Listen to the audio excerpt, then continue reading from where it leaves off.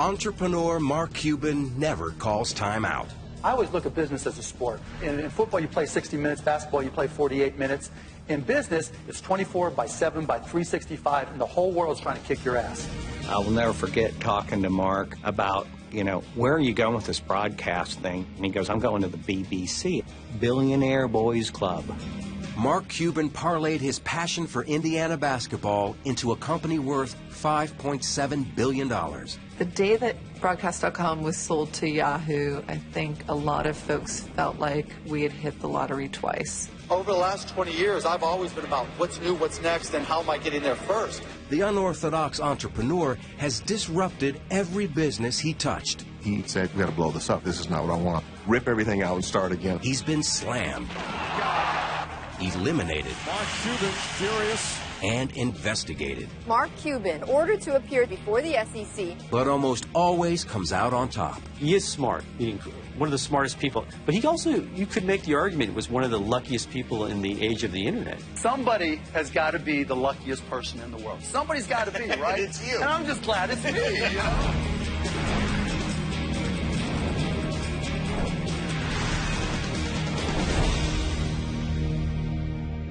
Appears that they are for sale on a game-by-game basis, but I can't figure out how to buy them. Mark Cuban got in at the beginning of the internet boom, and it served him well. His gold mine was called Broadcast.com, one of the first internet sites to stream events live. Everything from Victoria's Secret models to countless sporting events. gets the slot, hits the post. We were the first ones to scale internet broadcasting, to take 500 radio stations and broadcast them on the internet, 100 television stations, earnings calls, product launches, college football games, deals with the NHL, Major League Baseball. I mean, we had really become a broadcast network on the internet. The fiercely independent entrepreneur has blazed a trail into TV, movies, NBA ownership, and he even stars on a TV show, though he declined to participate in this one. Mark has been an entrepreneur from the moment the word was invented, before it meant drug dealer. Mark Cuban was born in Pittsburgh, Pennsylvania, and grew up in a suburb called Mount Lebanon. From the get-go, Cuban was a moneymaker, selling trash bags, newspapers, and even postage stamps. I started a stamp company. I started with a quarter and bought a stamp and left with $50, thinking, hey, if I could do this, I could do anything. By the time he was 16, he had already built a reputation. Brian Cuban is his younger brother. I remember Mark being given $5,000 by one of our neighbors to go buy stamps in New York with my father. He was always the entrepreneur at stamp shows. But that just shows you, at that age, what people thought of his ability to make money. That skill only grew at Indiana University. The tireless business major taught disco, started a chain letter, and decided to run a bar if he could come up with $15,000. Evan Williams was an engineer at General Motors who played on the school rugby club with Mark Cuban. He was at my house one day. He was calling banks to try to get a loan so he could buy this bar. So on my way out, I said, hey, Mark, if you have any problems getting that loan, just give me a call. 2 days later, he goes, hey, Ev. So I ended up, late 1979, loaning Mark $15,000 so he could buy a bar in Bloomington. Cuban awarded Williams stock certificate #1, and within months, opened his bar, Motley's. Wayne Winston teaches graduate statistics at Indiana University. In my over 35 years of teaching, I've never had a student really start a business while they were an undergrad or an MBA here on campus, and he started Motley's, which became by far, I think, the best bar in town. The business model he used in Motley's is very close to the same business models he used in his next 2 or 3 businesses. He always would have 51% of it, even though he didn't put up any of his own money, but no one really complained because he was the one that built up the business. Until it came crashing down after a wet T-shirt contest. It's pretty common knowledge around town. An underage girl won a wet T-shirt contest, and so I think that hurt the future of the bar, let's put it that way. Cuban graduated and soon landed in Dallas. Within a year, the born entrepreneur launched Micro Solutions, providing software, hardware, and training to businesses at the dawn of the PC revolution. It was a family affair. Mark goes, you come work for me. So I said, fine. So my first day at work, I'm a big lawyer. I show up in my suit and tie. And he goes, why are you wearing that? Well, come to work for you at Micro Solutions. He goes, no, go home and change, put on your crappy clothes and your jeans. You're in the stock room. Mark doesn't give you anything. You have to learn it and earn it. Mark Cuban learned the computer business fast, and in 7 years sold his company to CompuServe for $6 million. And I retired. And you retired. And what did you do with that money, your biggest purchase? My biggest purchase, I bought a lifetime pass on American Airlines, and I had one mission in mind. I wanted to be able to go to as many countries around the world as I could and get drunk with as many people as I possibly could, and I was so good at it.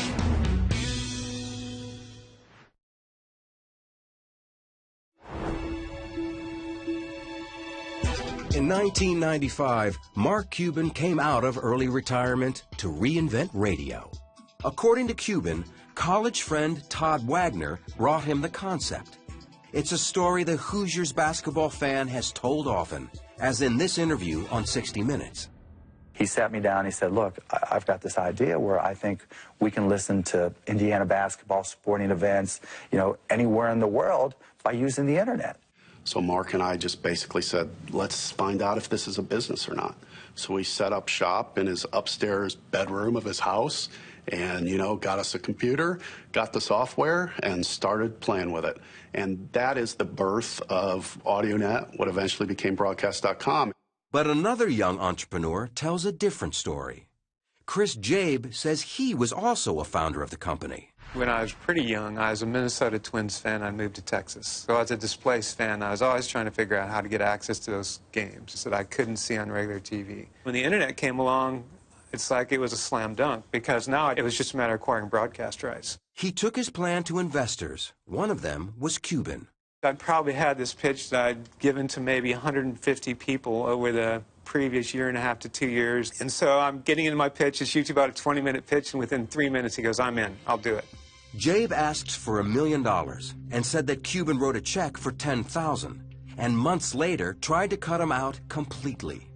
Mark said, Chris, I really don't need you. You really don't have that much to add. I can pretty much do or get people to do what you're doing. So I was a little bummed, to say the least. And I really give Todd a lot of credit. When he came to me and said, we can work a deal with, for $2,500 a month and 10% of the company, in the way he described it and the way he showed me the paperwork, I knew it was real. And it really made me feel really good, actually, even though it was hard to take 10% of a company that I developed 100% from scratch. Cuban became the driving force of AudioNet. Mark overall really wanted to see it as his company. He had made it, gone from really an idea to reality. He never really wanted to acknowledge me as a founder. But co-founder Todd Wagner does acknowledge Jabe's participation. He was there for a very brief period of time, and then he went on to the next thing. He owned a slug of equity and did just fine. AudioNet did better than just fine. Never before in the history of the world can you come in and listen to almost any team from anywhere in the world. A little PC and a connection to the net, and you might as well be sitting in Bloomington, Indiana. You go back in there, and all they did was have all these servers with all these different sporting events going on and people trying to keep the servers up. You're like, what is going on in here? They're planning a nuclear strike. And, but it was controlled chaos in there, keeping all those servers up and all the game streaming. It was pretty cool. Cuban and Wagner changed the name from AudioNet to Broadcast.com in 1998 and positioned the company to go public. The internet boom was in full swing, and on July 17th, the stock hit the market, priced at $18 a share.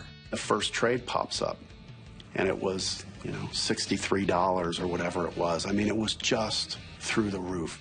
Nada Usina led the sports properties and marketing departments at the company. I recall our head of HR popping her head out of a cube like a game of whack-a-mole and saying, we opened at whatever the number was. And everyone looked up and we thought, she missed by a decimal. She must be wrong. And we all started to look, and you could just see heads popping out. And the excitement in the room, it was literally like a parade went off. The stock closed at $62.75. At the time, it set a record for the highest percentage increase on an opening day. I'm the first to realize that luck plays a huge part in it. I happened to have a company, broadcast.com, that went public at the right time when the internet stock market was going nuts. Cuban wanted to expand their content and was looking for a breakout event. He found it in lingerie. There were a lot of pinnacle events for broadcast.com, and one of those was certainly the Victoria's Secret webcast. Wrapping high tech with high fashion, the webcast was a phenomenon. Millions of people tuned in, and it became the largest viewed event ever on the web. We like to position it as the first sold-out event on the internet. It helped to cement us as the go-to place if you wanted to do something multimedia on the internet. Jeff Swaney is an entrepreneur and friend of Cuban's from Dallas. I will never forget talking to Mark about, where are you going with this broadcast thing? And he goes, I'm going to the BBC.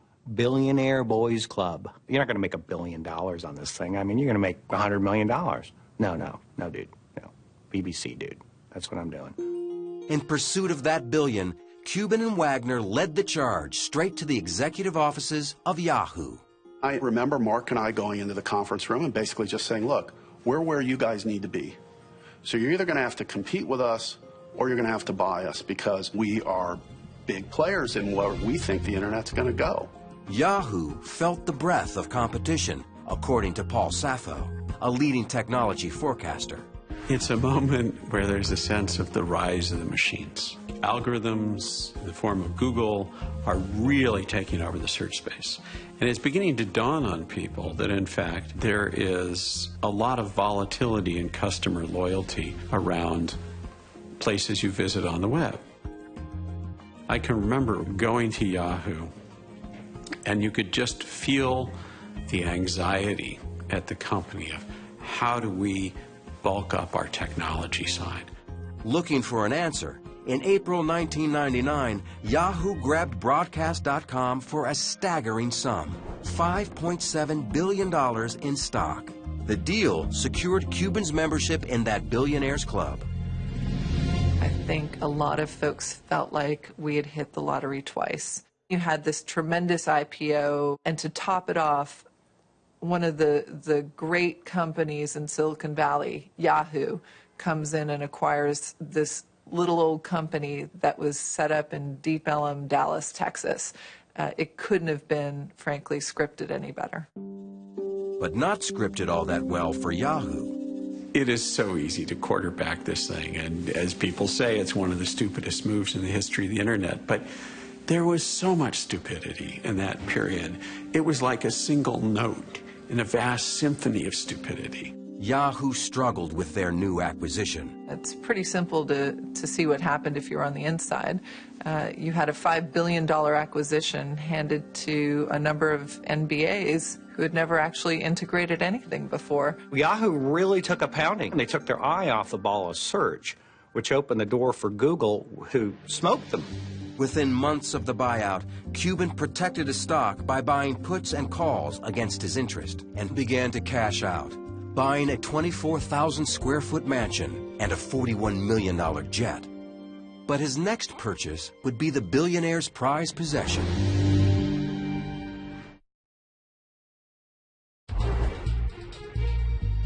In January 2000, sports fanatic Mark Cuban bought majority ownership in the Dallas Mavericks from Ross Perot Jr. It was the crowning purchase for the billionaire with the insatiable desire to win, except that the franchise had one of the worst win-loss records of any team in the NBA. You've got to start giving these guys who have been in damaged programs, let's call them, the thought process that they can win, that they are expected to win. Cuban was going to change everything his way. Turdima Ussery, the buttoned-up CEO of the Dallas Mavericks, recalled his first meeting. I didn't eat the whole day because we're having dinner at his house that night, and I wanted to be a great guest. And I was in suit and tie and, trying to, my Sunday best, as my mom called it. He opened the door up in jeans and no shoes and T-shirt, and we sat on his floor and watched basketball for 4 or 5 hours and ate. I think it was Cocoa Puffs and Doritos is what we had in bottled water. So it was, again, it was just a new reality. That new reality took effect the moment Cuban saw the traditional wood-paneled locker room in the Mavericks' new arena. He said, you've got to blow this up. This is not what I want. I want a loft. I want open ceilings. I want the guys to feel like it's a clubhouse, a place they'd hang out in. We got to get a pool table in here, and we got to get the DVDs, rip everything out, and start again in the clubhouse. The radical new owner booked first-class hotels for road games and would buy a team jet with legroom for 7-footers. All that stuff was new. None of that stuff had been done in the league before. Nor had an owner worn a Mavs Fan for Life t-shirt, or put his email address on the Jumbotron, or broken custom by ditching the skybox for courtside seats and yelling at the referees. No! NBA control at the timeout! NBA control at the timeout! Mark has said plenty that's gotten him in trouble. Scott Soshnick reports on sports business for Bloomberg News. My favorite one is when he said that a referee wasn't qualified to manage a Dairy Queen. But when he said that, Dairy Queen got upset. They wanted Mark to know that their managers are highly trained, highly skilled folks. And so the guy challenged Mark to come down and serve ice cream and to see how difficult it really was. There were probably 6 helicopters hovering above this poor Dairy Queen. There were probably 3,000 people outside, and he was there dishing out ice cream. He's a very, very smart marketing guy, and if he can turn a negative into a positive, he will. But Cuban's courtside criticism was a negative for David Stern, the longtime commissioner of the NBA. I think Mark was very impatient when he first became an owner because he strives for perfection. And he expressed his views in that regard. It wasn't a constructive enterprise to publicly criticize our officials, and it's prohibited by our rules. Those rules resulted in Cuban's first fine of $5,000, followed by fines of $15,000, $25,000, $250,000, $100,000, $10,000, and $100,000 again, all in his first full season as an owner. My job is to stand up for my guys, and if I think something's wrong, I'm going to do something about it. Reporter John Swartz followed Cuban's career for 13 years. That connects with people. You don't see that among many billionaires. They think they have to act a certain way. I don't think he cares.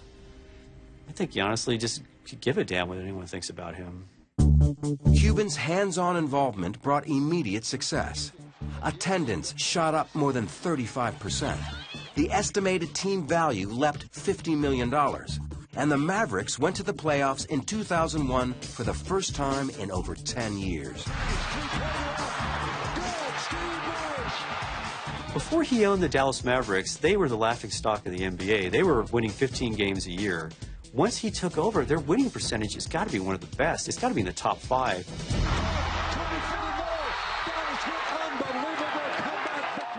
Despite their surging success, that year the Mavericks fell short of the championship. And success for Cuban in the film and TV business was also proving elusive. At the dawn of HD TV in 2001, he launched the first high-definition television network called HDNet, as he explained to Charlie Rose. We're available on cable, we're available on satellite, but viewers can go knowing that not only are they going to get great entertainment, but they're going to get great entertainment in the best possible picture quality. The network sputtered, barely reaching 350,000 homes in its first year. Cuban hit pause long enough to marry longtime girlfriend Tiffany Stewart, throwing a reception bash on his home court, the American Airlines Center. By 2003, he re-teamed with Todd Wagner and plunged into the movie business. We bought Landmark Theaters, which was a national independent theater chain. We invested and then bought Magnolia Pictures, a theatrical distribution company. We built on a home entertainment unit as well to that. And all of a sudden, we had built a vertically integrated media company, meaning we had production, distribution, and exhibition all under one roof, in a way that, frankly, we had not seen done before. It gave Cuban the pieces to shake up the movie business by releasing a film in theaters, on DVD, and TV simultaneously. Andy Fixmer is an entertainment reporter for Bloomberg News. Back then, nobody was doing this. Nobody even thought that you would dare put a movie on television before it was released in theaters. It just wasn't done. Cuban's movies met with mixed success. Some films, like Good Night and Good Luck, had found critical acclaim and a niche audience, while others struggled. And there was a disappointment again on the basketball court. Star Dirk Nowitzki led the team into the finals in 2006.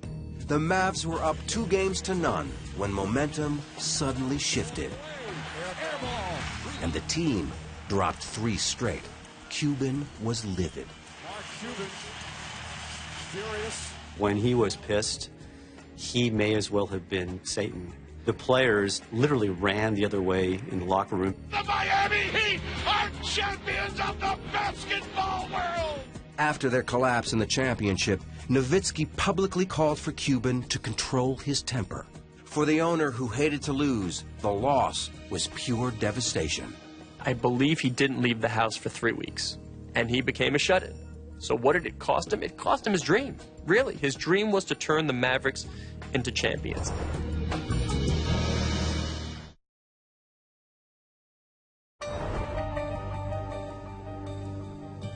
Mark Cuban, the former disco teacher, returned to dancing in 2007 in front of millions. Mark likes as much airtime as he can get. As long as it's fun and it's entertainment for him, he's going to do it. He appeared on almost anything, even hosting his own reality show, The Benefactor, canceled after 1 season. Viewers were also in short supply on his own network, with its strange blend of bikini-themed programming, mixed martial arts, and Dan Rather. Dan Rather and Dan Rather Reports on HDNet is kind of my own personal indulgence. You know, I'm a news junkie and always have been. Dan Rather was doing a show for them, which was actually very good, but the rest of it was just like a Sargasso Sea of just crap. Cuban had more troubles looming. The Securities and Exchange Commission filed a suit against him. We're going to turn now to the crackdown on insider trading, and it has ensnared billionaire Mark Cuban. The SEC alleged that Cuban dumped 600,000 shares of Mama.com as an insider trade. The 2008 lawsuit from the SEC says he sold shares of the company ahead of the company's own plans to sell more discounted shares to investors and avoided $750,000 worth of losses. On his blog, Cuban stated the claims were false. The suit was dismissed in district court, but the SEC appealed and the case was reinstated in 2010. While Cuban battled in the courtroom, he also prepared for battle on the basketball court. He dealt for key players, hired a new coach, and in 2011, the Mavericks fought their way back to the finals. Surprising everyone, the loudmouth behind the team bench went silent. It was different. I mean, still people went up and talked to him, but he said, not today, not me, talk to the players. With Mark in the background, it was this other guy, Dirk Nowitzki, and the team that Mark had assembled that in the end was able to win. What he's always dreamed of.